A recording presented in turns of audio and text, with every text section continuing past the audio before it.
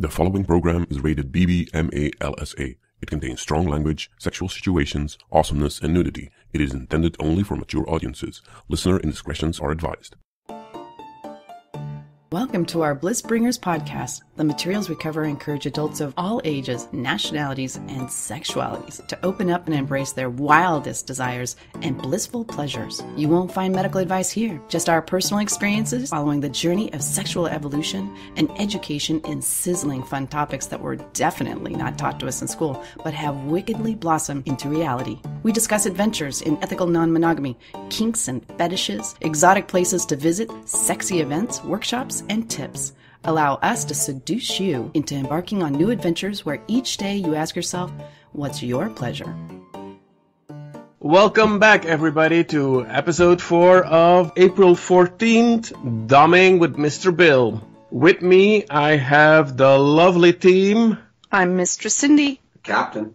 I'm Professor T. And I'm Mr. Bill. Our special guest for tonight. Now, before we get started, does anybody have any personal business that they want to share? I can kick it off with not a classic story as we normally bring, but I found this interesting in that we were at a friend's birthday event. It was at a camping, and a couple of the girls started playing with L-wire, tying it around themselves, and it kept falling off. And L-wire is sort of a thin cable, very flexible, that lights up. The burners use it for tying around vehicles or themselves or whatever to light up to do the very special effects. So, and a couple of the girls, they were playing with that. What's a burner? A burner is what we call somebody who visits Burning Man. Then I came up with the idea of doing various sorts of harnesses that we were taught in the Shibari class. Midori would be very proud of you. Yeah, that worked pretty well. So I was there doing Shibari on vanillas without them knowing it. But did they wonder why you had all these skills? A little bit. I did not go into that. It was Boy Scout. Always be prepared. With a lightning harness, only that it was a lightning harness on a couple of thighs and a couple of the, all the way up to the waistline, and he's doing the harnesses around their chests. The same classic knots that were taught to him during Midori's rope bondage class in her rope dojo in San Francisco. And it looked great when it was all lit up. Yeah, it's a little bit more tricky because the L-wire is not as flexible as regular rope, and you can't make a tight knot in it without actually breaking it. That would be bad. So that added an extra challenge. But the result was interesting and funny. So that gave me another idea for a fun party trick. Anyone get slightly aroused? That is an entirely different subject. Whereas, how vanilla are people actually? Right. But that would take us too long, I think. Mr. Bill, you had some personal story to share already? That this weekend, I'm involved with a poly couple, and the wife came over, and we went out to dinner. And then when we came back, we were going to play around a little bit, and I got my floggers out to use on her. But just about the time that I was getting them out, I had listened to your Bliss Bringers podcast and Professor T's and the Captain's 15-minute little thing, but without listening to the book or reading the book, I explained it to, and we'll call her Anastasia, and Anastasia thought this would be fun, so we both laid down on the bed. We were both nude. She laid down on the bed, and I laid down next to her, and we set a timer for 15 minutes, and I got some lube and put a little bit of her thigh and proceeded to stroke her clit. She was really getting into it, but she has a little hard time climaxing. So the timer went off, and we said, gosh, this was fun. Let's keep going. So we reset the timer for another 15 minutes and continued to play. And by the time the timer went off, she was just about at that point. She'd had a couple of little ones, but she hadn't had a really big one yet. And I don't know if that was because I wasn't doing it quite right. When the Captain and you guys described it, it was using the same motion, for the full 15 minutes. And I sort of varied the motion and the contact places a little bit. I don't know if that was the right thing to do or not. But anyway, the moral of the story is we had a really good time, and she liked that a lot. And in fact, she was going to go out and listen to both of your podcasts to see if she gets more tips. That's great. Yeah. Great. Well, and I posted a link to the instructions on the show notes on the website. So the trick of it is to do the same thing. So the orgasm actually lasts for 15 minutes if you're doing it right. Your objective is not to have an orgasm. It's basically to relax into it, and then something happens, which we discovered was a very long orgasm. Yeah. But wow, it sounds like it was a pretty fun thing anyway. Okay, so I have to Well, Anastasia certainly had a very relaxful time. I'm sure. Great. It's nice to be serviced in that way. Does she have her legs spread like a butterfly? I was on her left side, and so her left leg was pretty straight, but her right leg was pretty open. Right. Okay. Because I found having both of having my feet together with my knees spread apart really added access. Like a butterfly. Like a butterfly. Yeah, and the knees were elevated. I to make it more supported my comfortable. knees. Here's the good part about this, Bill. They also recommend that you try it at least 6 times. I'm sure we'll be into it 5 more times, no doubt. All right, and thanks for that field report of the Luscious Labs.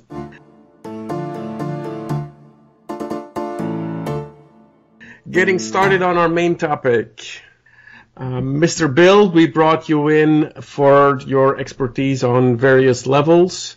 So starting it off, can you tell us a little bit on how you got started, when you got started, and how did that happen for you? I had graduated from college, and I was working at a company, and I started dating the girl that was the supervisor of cost accounting. And as we were in the middle of dating and everything, one night we were in the middle of making love, and she said, "Spank me." And I went, "Okay." So I did. And she said, "No, harder." I said, "Okay." So I spanked her a little bit harder. She says, "No, you have to do it harder." I said, "Okay." So I hauled off and just smacked her butt really hard. And after about 5 or 6 smacks, she had this tremendous orgasm. And I went, whoa, there's more than this in what meets the eye. And so we started playing with it from that point. I went out and did a little bit of reading about it. And we would play with it. And pretty soon I was tying her up and spanking her, and she always liked to be spanked, and thought we would switch. So she would do it to me, and I would do it to her, but it was clear that she liked it done to her more than she liked to be in charge of me. And we would do things like, go paper, scissors, rock to decide who would be in charge, and she would try to intentionally lose all the time. So I figured out that she was pretty much a submissive. In the BDSM world, there's sort of 2 basic terms. One of them is dominant, and one of them is submissive. And I would define those as the dominant is the doer of the action, and the submissive is the receiver of the action. And so she was the submissive. And so we would play games, and one of the games we would play, we'd always go paper, scissors, rock, or flip a coin at break. And if anybody asked us, we always said, "Oh, we're just flipping for coffee." But it was for who was going to be in charge that night. And a typical thing would be like, we'd do it on a Friday, and she'd say, she'd lose, and she'd say, "What are you going to make me do tonight?" And I said, "I don't know. I'll think about it, and I'll tell you at lunch." So she'd go back to her desk, and I go back to my desk, and you don't know work's getting done because we're both thinking about sex. So we go out for lunch, and she says, "What are you going to do?" And I said, "Well, I could do this, and I could do that, but, tell me, And so finally I'd say, "Okay, tonight when you're coming over to my house, the only thing I want you to wear over to my house is a raincoat and a pair of heels." And she'd say, "What are we going to do?" And I said, "We're going to a movie." So she'd come over to my house, and she had this double-breasted London fog raincoat that came down to about her ankles anyway. We'd go to the mall or go to a movie theater or something. Of course, you had to do it when it was cold. This wouldn't work when it was 90 degrees in summertime or something. So we'd go, and maybe we'd walk around the mall a little bit waiting for the movie to start.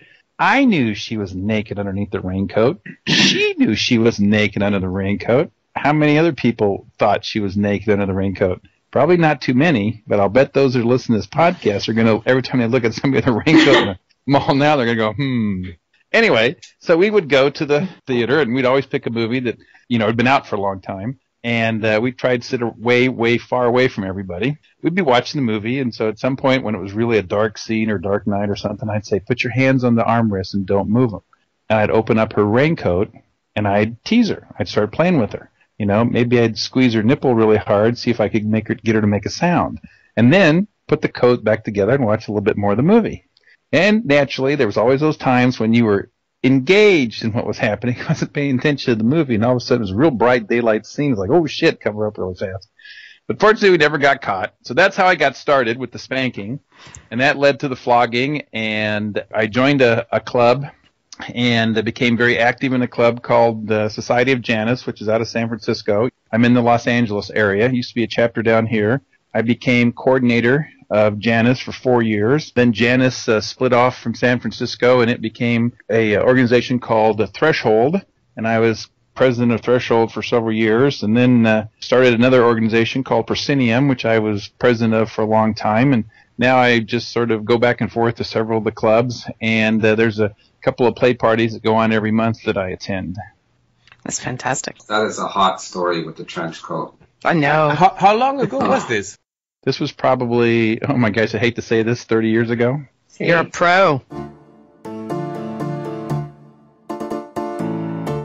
What is actually BDSM, and where does it come from? BDSM comes from two authors. The first author was the Marquis de Sade, and de Sade wrote several books. One of them was a book called Justine, and in the book he talks about the receiving of sexual pleasure by the inflicting of pain. And that was in the 18th century. In the 19th century, there was an author by the name of Baron von Massock. He wrote a book called Venus in Furs. And in the book, he talks about the receiving of sexual gratification from the receiving of pain.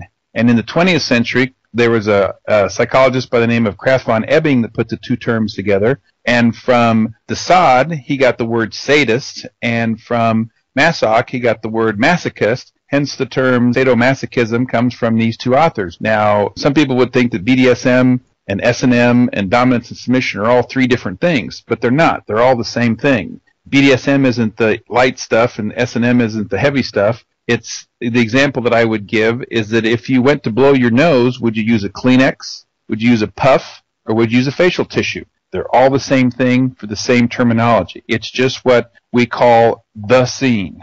What do the different letters stand for? Certainly, the B and D stand for bondage and discipline. And bondage could be as simple as putting your hand on a desk and saying, don't move your hand. And the reason I don't move my hand is because the person I'm playing with has told me not to move my hand, and I'm doing that to please them. And the discipline part of it is usually some sort of corporal punishment like the flogging or the spanking or something like that. So from bondage and discipline and S&M come BDSM. Some people throw it together. Some people just call it S&M. And there's other people that say it's dominance and submission. And dominance and submission is probably more what I would call it. In fact, if I was to describe all of this, I would say that BDSM, DS is all what I would call the erotic exchange of power. Thanks. So which clubs do you frequent down in the Los Angeles area? Two basic clubs that I frequent out of. There's several down here that I've gone to. But the one that I go to the most is one called Dragon's Gate, which is once a month. And then there's a club up by LAX. It's called Sanctuary that has something just about every other Saturday night or something. There's a couple other clubs in the Los Angeles area. There's L'air de Sade, which is up in the valley. And then there's a couple of new ones. And I have to tell you, I can't even remember what the names of the new ones are right now. Do you do more than just spanking and flogging, or do you have other toys and devices? Well, I have a lot of toys and devices. Obviously, we have a flogger. And for those that are listening to the podcast, what a flogger is think of it as a single handle with something that has a whole bunch of tails on it. And usually a flogger has 30 or 40 or 50 tails on it that are made from any kind of different weights of leather or velvet or plastic, so that it's kind of an impact toy.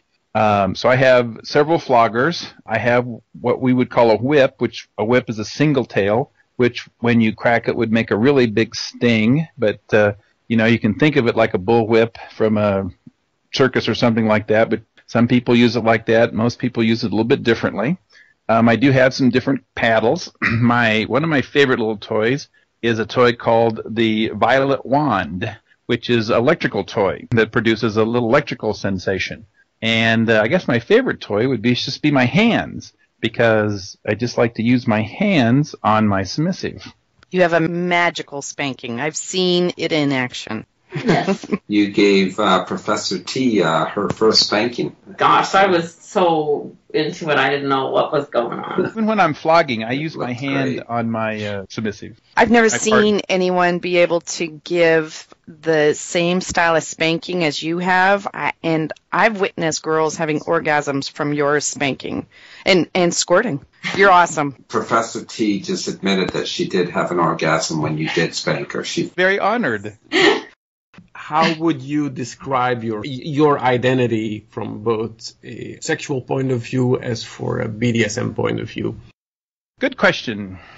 Well, first of all, I think I would define myself as a dominant. You know, another term for dominance, master, or mistress or something like that, but I just prefer the term dominant because I think that I'm more dominant than I am a master. To me, the BDSM is very sexual.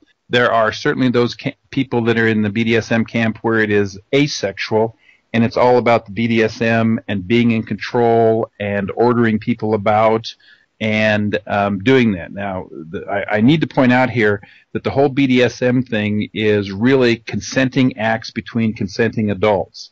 If it is pure violence perpetrated on somebody against their will, that's not BDSM. That's violence. And what we're talking about is consenting acts between consenting adults. So I would put myself on the the dominant master side. I've switched a couple of times. A switch is just somebody that does things both ways, and I've been on the submissive side a couple of times and enjoyed it with the play partners that I've had, but I'm probably 90% dominant.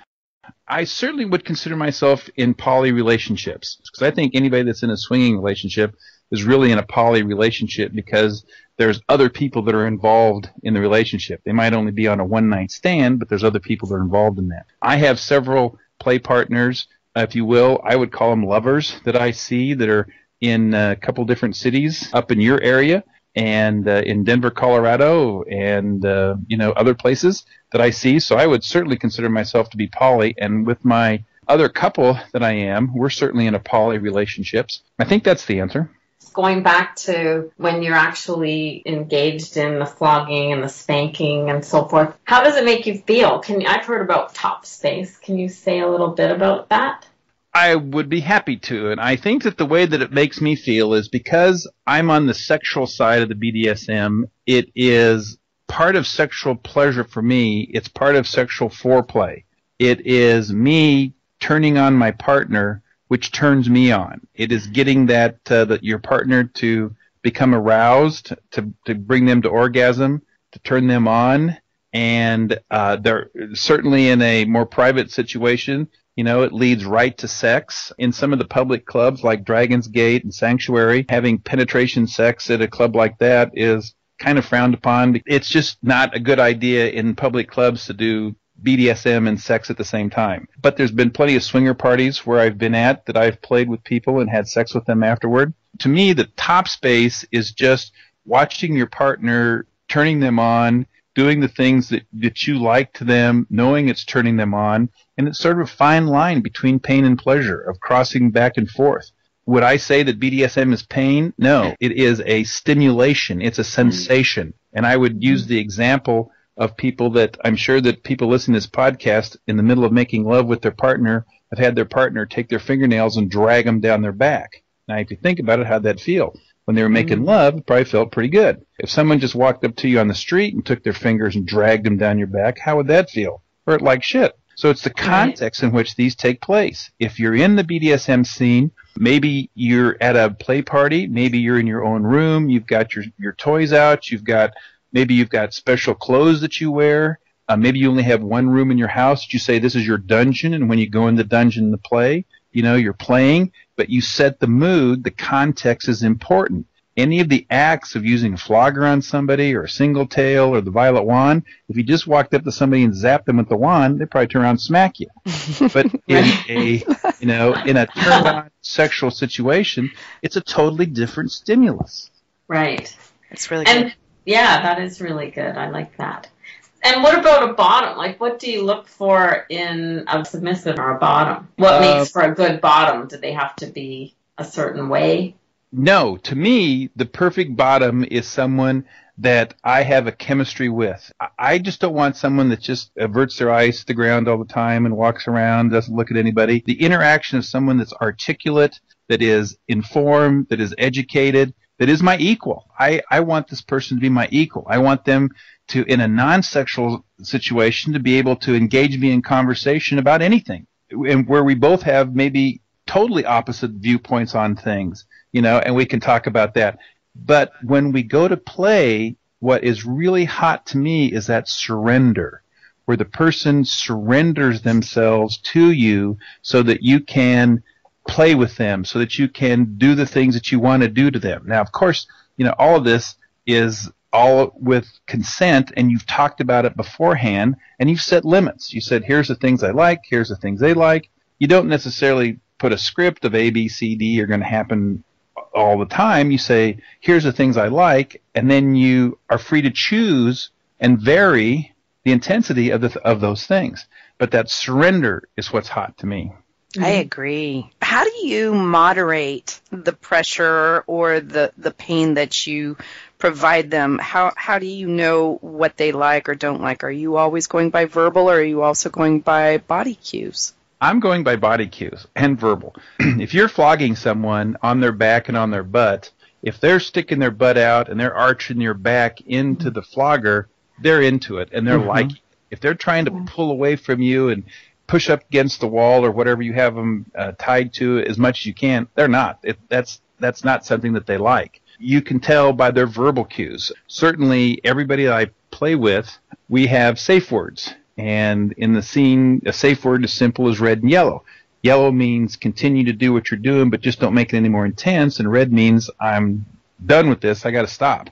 And the reason you have safe words is because it's very important to understand when the word no means no. If you were in a scene with someone, a scene is just the time when the action starts to the time when the action ends, and that could be 5 minutes, 5 hours, or 5 days, depending. But when you're in that scene, maybe you're playing a role, and the role is I'm the teacher, and the student has failed the math test, and she wants to pass the math test, and what she's going to do for me to pass the math test. Or what if I'm the interrogator, and I've caught the spy, and I'm trying to make the spy tell me where the gold's hidden, and I'm smacking them, and they're going, no, please, I'll never tell, stop, don't hit me, I'll stop. How do I know when no means no? Well, in the context of the scene, if they're saying no, it's okay to continue. But if they say yellow or red, then I know that really means something. That's a really good explanation of why a safe word is needed, not just no. Yes. Thank you, Professor T. A+. Yay! You're doing great. Do you only play with girls, or do you play with men also? I would say that 99% of the time I play with women. In the BDSM scene, in the clubs that I go to, they're pretty heterosexual. The gay men have their own leather clubs that they go to. Now, we have done what we would call demonstrations in a place called Fetish and Fantasy Ball in Las Vegas, which I'm sure that a couple of you are pretty familiar with. We love it. We love it. There's been times when there's been guys that have come up on stage, and there's been a couple that's come up on stage, and so I would do the couple. Now, most of the people that even come there, the guys that say, I want a female dom, they very rarely want a guy to do them. They always want a female dom. But in private life, I've done a little bit of playing with males. Usually it's a couple, though. And can you talk a little bit more about the couples? Is it new to their first time on BDSM? Do you think it's more of acting out a fantasy? I think it's a little bit of both. Recently, everybody's read 50 Shades of Grey. It is really light BDSM. It's a hot sexual thing, but the contract that he does with her in the first book is really a good idea that lays out exactly what he expects of her, and has her sign it. I mean, that's the perfect negotiation to do up front. Now, whether you go to all the extremes and paraphernalia or whatever that he does in that, all depends upon you and the person. But having a contract like that with someone that you play with for the first time is not a bad idea, even if it's just a verbal thing you talk to them.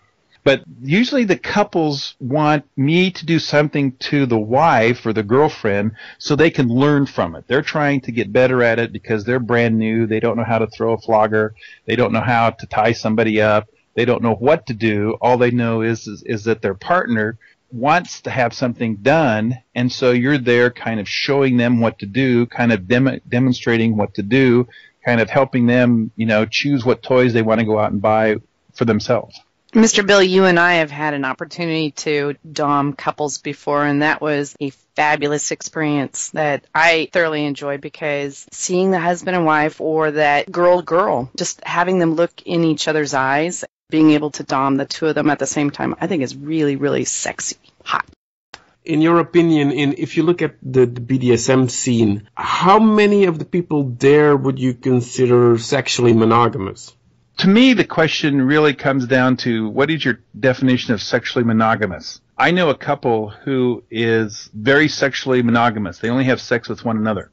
And yet, we'll call him Robert, and we'll call her Di. Robert likes to watch Di be spanked by somebody else in a very asexual manner. Now, I'm sure there's some people that are listening to this that think that if you pulled somebody's skirt up and their panties down and smacked them on the butt with your hand, that would be pretty of a sexual experience. And it can be. But in Robert and Di's case, it is not a sexual experience. He kind of explains it as having an out-of-body experience of being able to look at Di's face while someone he trusts is spanking her, to see what her reaction is, because when you're spanking someone on the bottom, unless you're doing it in front of a mirror, it's kind of hard to see what their face it looks like. Now, they're very monogamous, but the sexual act of spanking, are they sexual or not? Mm-hmm. In the BDSM scene, I would say that there's a lot of people that are probably more monogamous than sexually poly.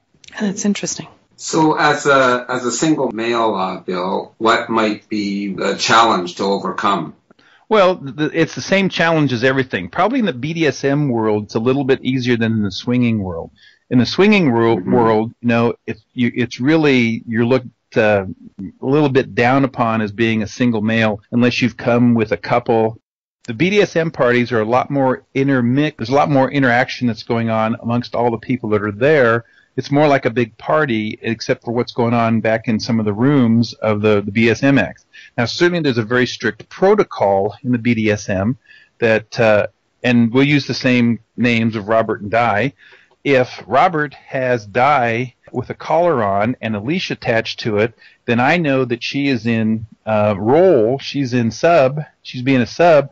It would be bad manners on my part to approach Di to start talking to her. I would need to approach Robert to see if it was okay to approach Di, even though that I know both of them outside the scene very well and have dinner with them and have breakfasts with them all the time. In that particular environment, at that moment, they're in role. Now, if she was holding her own leash and just standing over there talking to somebody else, then I could walk up and I could talk to her.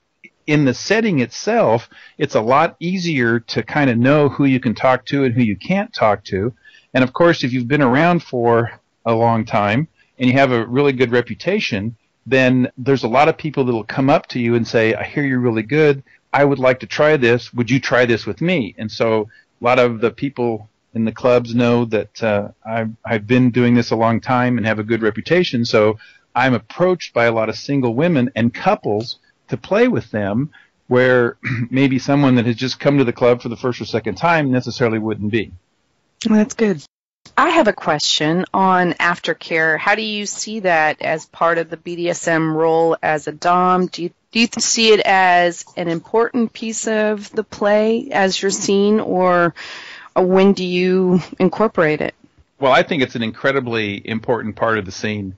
And afterplay is simple as that at some point the scene is going to be over. You can't whip somebody all night long, and maybe you've gotten to the point where they've had this really tremendous orgasm, and just like sex, you have a really tremendous orgasm and maybe a couple of them, but you got to kind of slow down.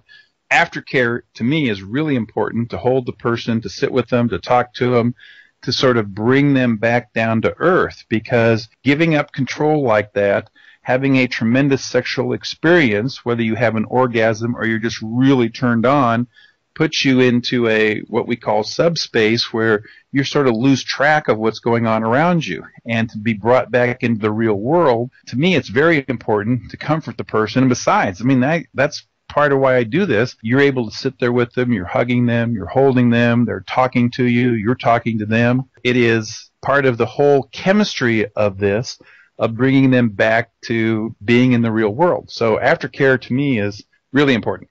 Just John, do you remember that scene? Yes, I remember a scene where one of our play partners all of a sudden lost the capability to speak.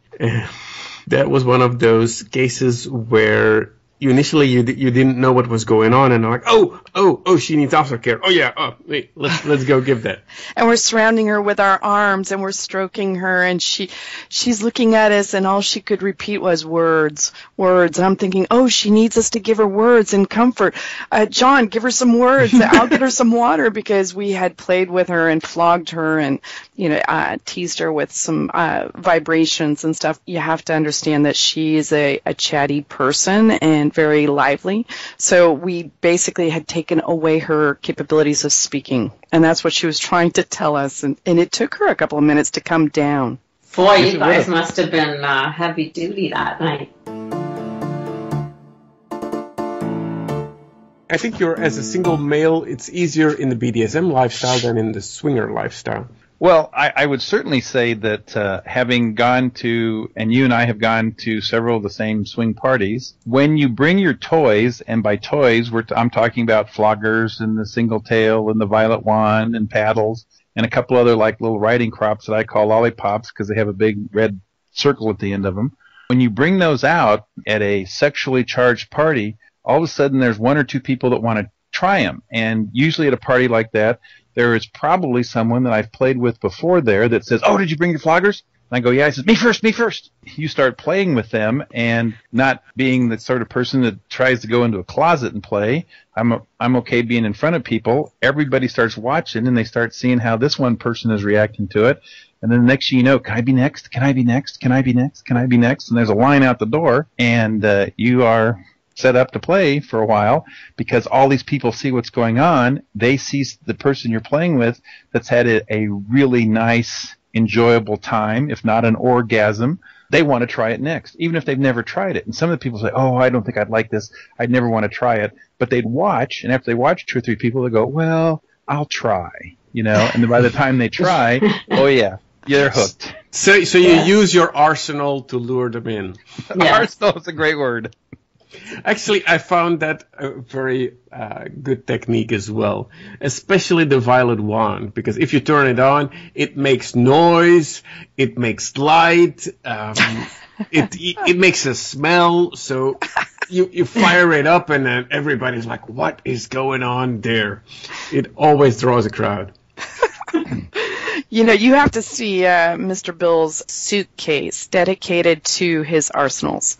Every flavor of toy is in there, and it's wonderful. It's all about the sensations, and different toys have different sensations. As anybody that builds anything knows, there's times when you use a slotted screwdriver, and there's times when you use a Phillips screwdriver. Exactly. Where do you buy your toys? I get my toys from a couple of places. One, there's a friend of mine that makes floggers, that makes them really, really good, Master Aragon. And I've bought my toys from stockroom.com, who is another friend of mine, Joel T, that owns that. It's a big website, stockroom.com. Great prices, all kinds of sex toys. Not that this is an advertisement for them, but they have great toys and they have great sex toys. And JT is a great guy. I've been to Folsom Street Fair and found a couple of good whips up there. So, Mr. Bill, if people want to reach out to you on the interwebs, how can they find you? My email address is bills@pendragon.net. I'm on Fetlife as Pendragon69. Fetlife has got some good photos of some things that have taken place. I am also on LL, Lifestyle Lounge, and I think my handle on that is Skylar Sign. Skylar. SkylarSign. Okay, we'll put those in the show notes for further reference. I also believe that Dragon's Gate has a website. Yes, they do. Which I will also link to in the show notes. Luscious Labs with Professor T. This week, we decided to do a toy lab with a WeVibe. So we've had a WeVibe for a few years, And we haven't really had a lot of success with it, but that's mostly because we didn't really give it a chance. So what's a WeVibe? A WeVibe it's a nice looking, well-designed little silicone toy that's kind of shaped like a U, or, well, I think on their website they say it's shaped like a C. I guess it depends which way you're looking at it. And it's flexible, and one end of the C is a little bit larger, and each end has a vibrator in it. And the most straightforward use is for basically hetero fucking. So with the smaller end inside the woman and the larger end that rests just so on the outside, it's perfect for massaging the clit. So this weekend we were traveling, and we were going to a family wedding, and we thought, well, what better time to try out an old toy in a new way. So I tossed the WeVibe into my luggage and some water-based lube, because it's made of silicone, so you need to use water-based lube. And then I printed a sheet off from a website that had 11 different ways that you could use it. Just in case 11? 11 different ways you could use the WeVibe. Counting down. No, we didn't actually do the checklist. We did one way. While standing on your head. Yeah. No, we tried 2 different things, actually. Yeah. And the captain threw in the floggers, just in case. Good job. And then... I said, good job. Yeah. And so then, challenge number 1, our WeVibe is old, and it doesn't charge. Most of them now are rechargeable, but ours isn't rechargeable, and it was totally out of juice. Like, it's dead. Our WeVibe is dead. And you can't put in batteries. Yeah, you can't change the batteries. Oh, no. I know. But we didn't let that deter us. We decided we could at least get a feel for it without the batteries. Without the vibration. So the lab began with me putting on some red nipple clamps. This has nothing to do with the WeVibe, but it was kind of sexy, actually. Nipple clamps aren't really my favorite thing, but these red ones with the chain hanging between them, they're pretty hot, actually. And then I got on all fours on the bed, and the captain flogged me until he was super hard. Oh, my God. If I had something down there, it'd be hard just thinking about it.